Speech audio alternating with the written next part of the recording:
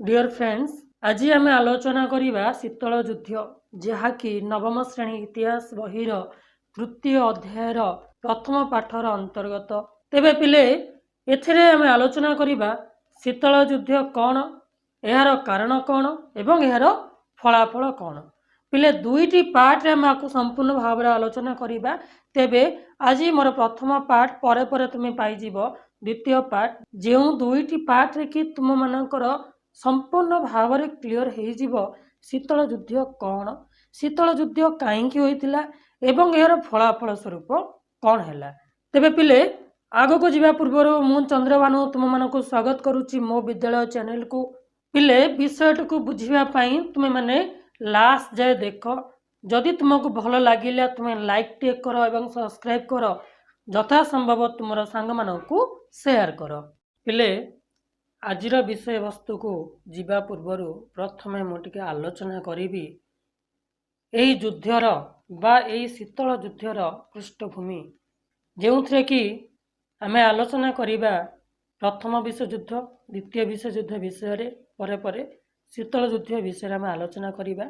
तेबे प्रथम विश्वयुद्ध 1914 रु 1918 जाए चली। एठारे दुई दलक मध्यरे युद्ध होइतिला। सेठारे अनेक देश भाग नहीं से दुईटी दल को लीड करुथिबा देश मानक विषय आम टिके आलोचना करिबा। तेबे से दुई दल हेले आलिस पावर एंड एक्सिस पावर।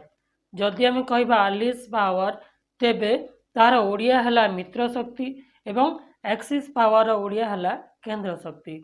तेबे आलिस पावर को लीड करुथिबा देश गुड़िक हेले यूनाइटेड किंगडम बा इंग्लैंड, फ्रांस, यूनाइटेड स्टेट बा युक्तराष्ट्र अमेरिका, जापान एवं इटाली। जदि आम कहबा केंद्र शक्ति बा एक्सिस पावर, तेबे एक्सिस पावर को लीड करुथिबा देश गुड़िक हेले Germany, Austro Hungary empire, Ottoman empire.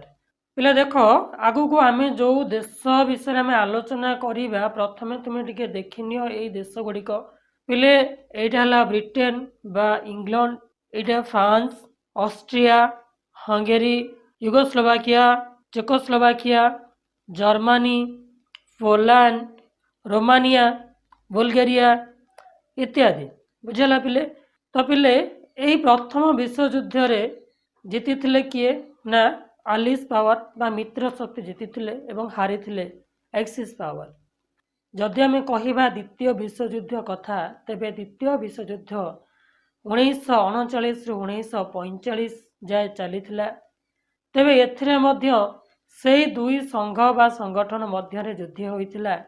सेगुड़िक हेले से एक्सिस पावर आउ से आलिस पावर। तेबे द्वितीय विश्वयुद्ध रे केंद्र शक्ति को लीड करुथिबा देश गुड़िक हेले जर्मनी, इटाली एवं जापान।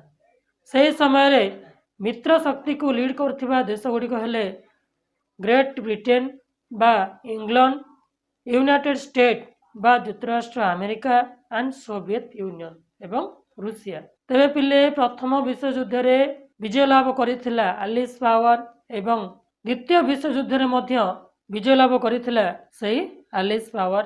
पिले यार ठीक परे परे बा द्वितीय विश्वयुद्ध परे परे दुईटी बृहत शक्ति मुंड टेकिथिला, जहाँकि युक्तराष्ट्र अमेरिका एवं रूसिया।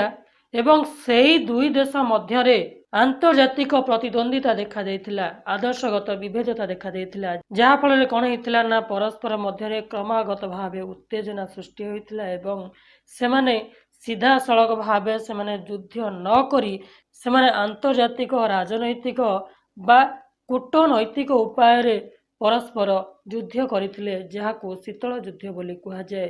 कारण एथिरे सेमाने सीधा सड़क युद्ध करी नथिले किंबा गुली मध्य चालना करी नथिले। पिले एहार मूल कारण हला कौन? कारण से समय रे बा 1947 मसीहा बेलकू प्रायतः उभय देश पाखरे परमाणु बोमा थिला। सेमाने परस्पर जानिथिले जदि मु तांकर किछि क्षति पहुंचाउची, जदि से परमाणु बोमा मो ऊपर को पकाइबे तेबे मोर बहुत सारा क्षति हो जिवो।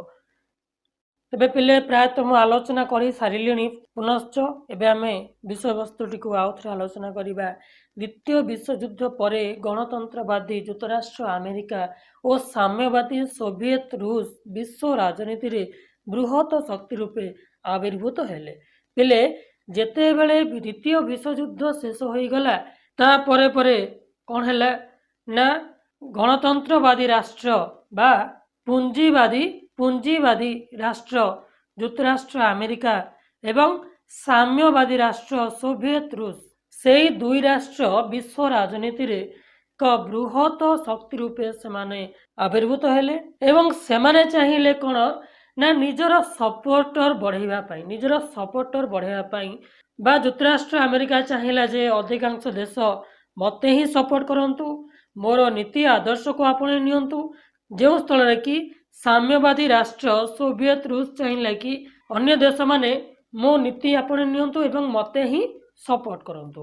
उभय राष्ट्र मध्य आदर्शगत प्रभेद एवं क्रमागत भावे उत्तेजना और द्वंद्व आंतर्जातिक राजनैतिक परिवेश उपरे गभीर भावे प्रभाव पकाइला एवं एहाकू कुआगला कौन ना शीतल युद्ध बोली कुआगला। पिले उभय राष्ट्र से पुंजीवादी राष्ट्र जुक्तराष्ट्र अमेरिका एवं साम्यवादी राष्ट्र सोवियत रूस सेमानक मध्य देखागला कौन ना आदर्शगत प्रभेद क्रमागत भावे उत्तेजना मध्य बढ़ी चलिला। तो प्रत्येक राष्ट्र चाहिए निजको देखा जे आम पाखरे सामरिक बल अधिक अच्छी आम पाखरे अर्थ अधिक अच्छी आम पाखरे परमाणु बोमा मध्य अच्छी। तो पिले सेमाने निजर जो शक्ति प्रदर्शन कले केउ स्थान रे कले ना यूरोप रे थिबा छोट छोट देश मानक मध्य युद्ध कराई निजर शक्ति को सेमाने प्रदर्शन करने पई लागिले। द्वंद्व आंतर्जातिक राजनैतिक परिवेश उपरे गभीर भाव में प्रभाव पकाइला। पिले से जो दुई राष्ट्र सेमाने आउ परस्पर मध्य युद्ध कले नहीं सेमाने परस्पर मध्य युद्ध कले नहीं किंतु सेमाने युद्ध कराइले। एही यूरोप रो अन्य जो रहिला छोट छोट देश सेमानक मध्य सेमाने युद्ध कराइले जहा फल रे कोन हला ना आंतर्जातिक राजनैतिक परिवेश उपरे एक गभीर भाव में प्रभाव पकाइला किंतु यह कहगला कौन ना शीतल युद्ध बोली कहगला। तो पिले जदि प्रश्न आसे शीतल युद्ध क्या कहुए तो पिले आम आंसर लिखा द्वितीय विश्वयुद्ध पर गणतंत्रवादी बा पुंजीवादी जुक्तराष्ट्र अमेरिका और साम्यवादी सोवियत रूस मध्य आदर्शगत प्रभेद एवं क्रमागत भावे उत्तेजना और द्वंद्व आंतर्जातिक राजनैतिक परिवेश उपरे गभीर भावे प्रभाव पकाइला एहाकू शीतल युद्ध बोली कहगला। पिले एबे आम आलोचना करिबा शीतल युद्धर कारण। पिले शीतल युद्धर कारण दुई शक्ति यथा जुक्तराज्य अमेरिका और सोवियत रूस मध्य आदर्शगत पार्थक्य जेपरिक जुक्तराष्ट्र अमेरिका पुंजीवादी एवं सोवियत रूस साम्यवादी थिला। पिले यही जो रहा आमर दुई राष्ट्र बा दुई देश मध्य जो आदर्शगत पार्थक्य यह एक कारण शीतल युद्ध सूत्रपात होबार।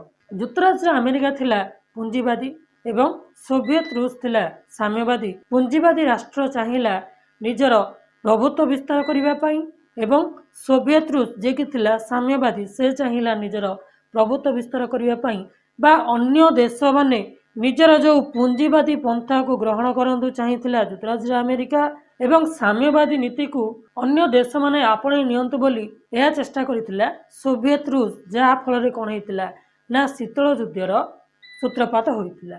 इंग्लैंड फ्रांस इटाली पश्चिम जर्मनी आदि देश युद्ध जनित क्षयक्षति जोगु जुक्तराज्य अमेरिकार आर्थिक और सामरिक साहाय्य पाई तार अनुगत हेले। पिले जेतेबेले द्वितीय विश्वयुद्ध शेष होला सेतेबेले यूरोप रो बहु देशर आर्थिक स्थिति बिगड़ी जाइथिला बा खराब हो जाइथिला। सेथिबाई जेपरिक इंग्लैंड फ्रांस इटाली जापान पश्चिम जर्मनी ए देश गुड़िक कौन चाहिए साहाय्य आर्थिक साहाय्य एवं सामरिक साहाय्य लोड़िले काठारू ନା ଯୁକ୍ତରାଷ୍ଟ୍ର ଆମେରିକା ଠାରୁ। ତେଣୁ ସେହି ସମୟରେ ଯୁକ୍ତରାଷ୍ଟ୍ର ଆମେରିକା ସେମାନଙ୍କୁ ଯୋଗାଇ ଦେଇଥିଲା ଆର୍ଥିକ ସହାୟତା ଏବଂ ସାମରିକ ସହାୟତା।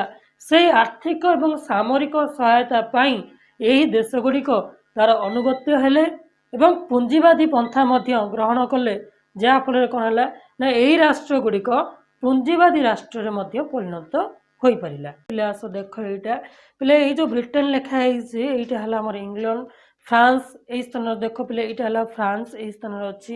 ଆଉ ଗୋଟେ ଅଛି ଆମର ଇଟାଲୀ, ତ ଏଇଠି ଅଛି ପିଲେ ଇଟାଲୀ। ଏଇ ମ୍ୟାପ୍ରେ ଯଦିও ଦେଖାଯାଉନି ତୁମେମାନେ ଟିକେ ଏଇ ମ୍ୟାପ୍ ଟିକେ ଦେଖ ପିଲେ, ଏଇଟା ହେଲା ଆମର ଇଟାଲୀ। ତାପରେ ନେକ୍ସଟ କ'ଣ ଅଛି ନା ପଶ୍ଚିମ ଜର୍ମାନୀ। ପିଲେ ଏଇ ଯେଉଁ ଜର୍ମାନୀ ଅଛି ଏ ଜର୍ମାନୀ ବିଶ୍ୱଯୁଦ୍ଧ ପରେ ଦୁଇ ଭାଗ ହେଇଯାଇଥିଲା, ତ ଏଇପଟେ ଅଛି ଆମର ପଶ୍ଚିମ ଜର୍ମାନୀ। ପିଲେ ଏଇ ଦେଶ ଗୁଡ଼ିକ କ'ଣ କରିଥିଲେ ନା ପୁଞ୍ଜିବାଦୀ ନୀତି ଆପଣେଇ ନେଇଥିଲେ।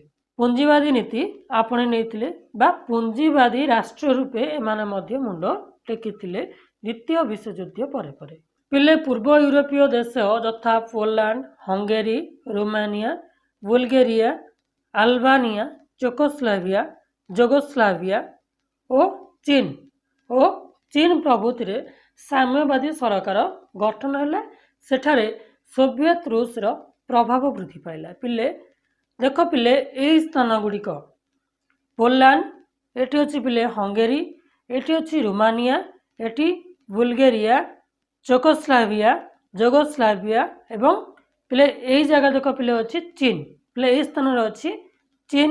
ତ ପିଲେ ଏଇ ଦେଶ ଗୁଡ଼ିକ କ'ଣ କଲେ ନା ଏମାନେ ସାମ୍ୟବାଦୀ ନୀତି ଗ୍ରହଣ କରିନେଲେ। ତ ପିଲେ ଏ ଦେଶ ଗୁଡ଼ିକ ସାମ୍ୟବାଦୀ ନୀତି ଗ୍ରହଣ କରିନେଲେ ବା ସାମ୍ୟବାଦୀ ସରକାର ସେମାନେ ଗଠନ କଲେ, ଯାହାଫଳରେ କ'ଣ ହେଲା ନା ରୁଷର ମଧ୍ୟ ପ୍ରଭାବ ବୃଦ୍ଧି ଘଟିଲା। ପିଲେ ରୁଷ ଥିଲା ସାମ୍ୟବାଦୀ, ତ ରୁଷର ଯେଉଁ ରହିଲା ପଡ଼ୋଶୀ ଦେଶ ଗୁଡ଼ିକ ରହିଲା, ତ ସେଠି ମଧ୍ୟ ବୃଦ୍ଧି ପାଇଲା କ'ଣ ନା ସାମ୍ୟବାଦୀ ସରକାର। ପିଲେ ଆମେ ଯେଉଁ ଆଲୋଚନା ଯେଉଁ କଲେ ଯେଉଁ ଗୁଡ଼ିକ କି ସାମ୍ୟବାଦୀ ସରକାର ଗଠନ କରିଛନ୍ତି, ପିଲେ ତୁମେ ଟିକେ ନଜର ଦିଅ ଏଇ ମ୍ୟାପ୍ରେ ଯେଉଁ ପୋଲାଣ୍ଡ ହେଲା, ଯୁଗୋସ୍ଲାଭିଆ ହେଲା, ହଙ୍ଗେରୀ ହେଲା, ରୋମାନିଆ ହେଲା, ବୁଲଗେରିଆ ହେଲା, ଯୁଗୋସ୍ଲାଭିଆ ହେଲା ବା ଚେକୋସ୍ଲୋଭାକିଆ ହେଲା, ତ ସେସବୁ କ'ଣ ନା ଆମର ଏଇ ରଷିଆର ସବୁ ପ୍ରାୟ ସବୁ ନିକଟବର୍ତ୍ତୀ ଦେଶ ଗୁଡ଼ିକ। ତ ପିଲେ ସମ୍ପୂର୍ଣ୍ଣ ୟୁରୋପ ଦୁଇ ଭାଗରେ ବିଭକ୍ତ ହୋଇଗଲା। ପଶ୍ଚିମ ଭାଗ ରହିଲା ପୁଞ୍ଜିବାଦୀ ଏବଂ ପୂର୍ବ ଭାଗ ରହିଲା କ'ଣ ନା ସାମ୍ୟବାଦୀ। ପଶ୍ଚିମ ଭାଗ ହେଲା ପୁଞ୍ଜିବାଦୀ ଏବଂ ପୂର୍ବ ଭାଗ ହେଲା ସାମ୍ୟବାଦୀ। ବିଶ୍ୱ ରାଜନୀତିରେ ଉଭୟ ରାଷ୍ଟ୍ର ମଧ୍ୟରେ ପ୍ରବଳ ପ୍ରତିଦ୍ୱନ୍ଦ୍ୱିତା, କ୍ରମାଗତ ଈର୍ଷା, ଶତ୍ରୁତା, କୁତ୍ସାରତା, ବିରୋଧାତ୍ମକ ପ୍ରଚାର ସହ କୂଟନୈତିକ ଯୁଦ୍ଧ ଆରମ୍ଭ ହେଲା। ପିଲେ ଏଇ ଯେଉଁ ଦୁଇ ଦେଶ, ଯେଉଁ ଦୁଇ ମୁଖ୍ୟ ଦେଶ ରୁଷିଆ ଏବଂ ଯୁକ୍ତରାଷ୍ଟ୍ର ଆମେରିକା, ସେମାନଙ୍କ ମଧ୍ୟରେ ପ୍ରତିଦ୍ୱନ୍ଦ୍ୱିତା ହେଲା। କ୍ରମାଗତ ଭାବରେ ଈର୍ଷା ବଢ଼ିଲା, ଶତ୍ରୁତା ମଧ୍ୟ ବଢ଼ିଲା ଏବଂ ବିରୋଧାତ୍ମକ ପ୍ରଚାର ମଧ୍ୟ ଚାଲିଲା। ଗୋଟିଏ ରାଷ୍ଟ୍ର ଅନ୍ୟ ରାଷ୍ଟ୍ର ବିରୋଧରେ ମତ ମଧ୍ୟ ପ୍ରକାଶ କରିବାକୁ ଲାଗିଲେ, ଯାହାକି ବିରୋଧାତ୍ମକ ମତ। ଏବଂ ତା ସହିତ କ'ଣ ହେଲା ନା କୂଟନୈତିକ ଯୁଦ୍ଧ ଆରମ୍ଭ ହେଲା। ପିଲେ କୂଟନୈତିକ ଯୁଦ୍ଧ କ'ଣ ନା ପିଲେ ସେଇ ଯେଉଁ ଦୁଇ ରାଷ୍ଟ୍ର ସେମାନେ ପରସ୍ପର ମଧ୍ୟରେ ଯୁଦ୍ଧ କରି ନଥିଲେ, ସେମାନେ ଯୁଦ୍ଧ କରାଇଥିଲେ ତାଙ୍କର ଅନୁଗତ ଦେଶମାନଙ୍କ ମଧ୍ୟରେ। ୟୁରୋପର ଯେଉଁ ସମଗ୍ର ଦେଶ ସମ୍ପୂର୍ଣ୍ଣ ଦୁଇ ଭାଗରେ ବିଭକ୍ତ ହୋଇଯାଇଥିଲା, ଅଧେ ଥିଲେ ପୁଞ୍ଜିବାଦୀ, ଅଧେ ଥିଲେ ସାମ୍ୟବାଦୀ। ତ ସେମାନଙ୍କ ମଧ୍ୟରେ ସେମାନେ ଯୁଦ୍ଧ କରାଇଥିଲେ। ଏହା ଥିଲା କ'ଣ ନା କୂଟନୈତିକ ଯୁଦ୍ଧ। ପିଲେ ମୁଁ ବେଶୀ ପଢ଼ଉନି, ବାସ୍ ଆଜି ପାଇଁ ଏତିକି। ତ ପିଲେ ନେକ୍ସଟ ଭିଡ଼ିଓ ପାଇଁ ତୁମମାନେ ଅପେକ୍ଷା କରିଥାଅ। ଯଦି ତୁମମାନଙ୍କୁ ଭଲ ଲାଗିଲା ଏ କ୍ଲାସ୍ଟି, ତୁମମାନେ ଚ୍ୟାନେଲଟିକୁ ସବସ୍କ୍ରାଇବ୍ କର, ଭିଡ଼ିଓଟିକୁ ଲାଇକ୍ କର।